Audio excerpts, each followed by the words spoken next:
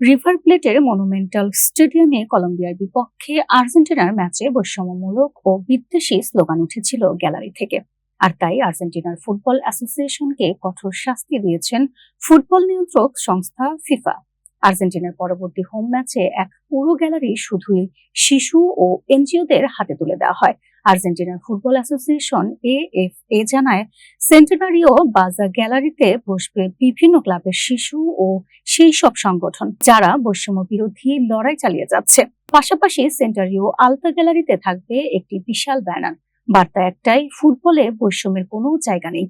বিবৃতিতে এএফএ আরো যোগ করে, বর্ণবাদ, সমকাম বিদ্বেষ, বিদেশি বিদ্বেষ কিংবা যে কোনো বৈষম্য আধুনিক সমাজে এর কোনো স্থান নেই। আমরা ফুটবল প্রেমী, সবাই মিলে এমন একটি খেলার পরিবেশ চাই যেখানে ভালোবাসা আর সম্মানই হবে মূল শক্তি।